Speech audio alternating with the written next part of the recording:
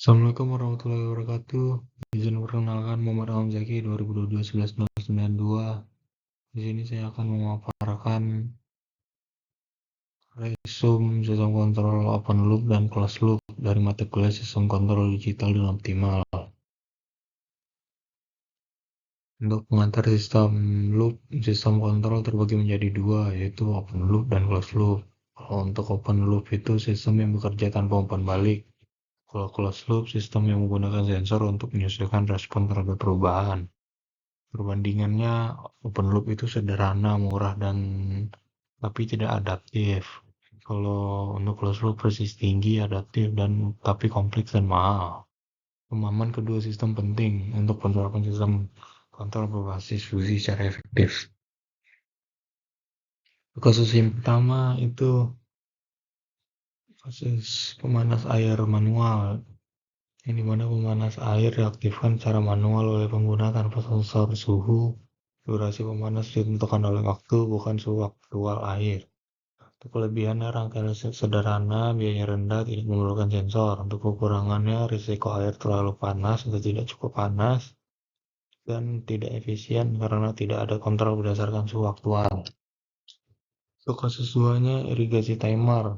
Deskripsinya, sistem penyiraman otomatis bekerja pada jadwal tertentu, terlepas dari kelembaban tanah atau kondisi cuaca. Untuk kelebihannya, mudah diimplementasikan, cocok untuk daerah dengan iklim stabil. Untuk kekurangannya, tanaman bisa kelebihan air atau kekeringan, tidak hemat air karena tidak berdasarkan kebutuhan aktual tanaman. Untuk contoh kasus closed loop, air conditioner otomatis. Deskripsinya, sistem AC otomatis mengatur suhu berdasarkan sensor suhu ruangan.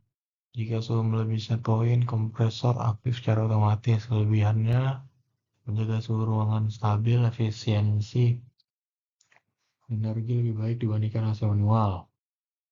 Untuk kekurangannya, harga dan sistem lebih kompleks dan membutuhkan sensor dan microcontroller. Untuk kasus duanya, cruise control pada mobil, di mana sistem cruise control menjaga kecepatan kendaraan tetap stabil dengan membaca sensor kecepatan dan menyesuaikan gas secara otomatis. Untuk kelebihannya, mengurangi kelelahan pengemudi dan efisien di jalan bebas hambatan.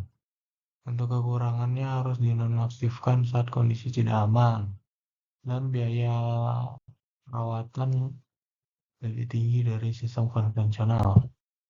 Untuk perbandingannya, di sini ada untuk aspeknya, terus ada open loop dan closed loop. Untuk aspek feedback, di open loop tidak ada, di closed loop ada sensor dan pengontrol. Untuk aspek adaptif, di open loop tidak ada, di closed loop ada. Untuk aspek biaya, di open loop rendah, kalau di closed loop biayanya lebih tinggi. Untuk presisi, di open loop kurang presisi, di closed loop sangat presisi atau presisi tinggi. Untuk aspek risiko kesalahan, di open loop itu risikonya sangat tinggi, di closed loop rendah jika dirancang dengan baik dan sempurna. Kesimpulannya, closed loop unggul untuk sistem dinamis, open loop cukup untuk sistem sederhana. Untuk hubungan dengan fuzzy control,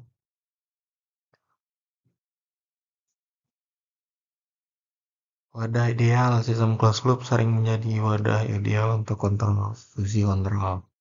Logika manusia fuzzy digunakan pada input-output tidak eksak dan butuh keputusan mendekati logika manusia. Contohnya otomatis, terus kontrol optimal, fuzzy logic memperhalus kontrol closed loop dan sistem kompleks.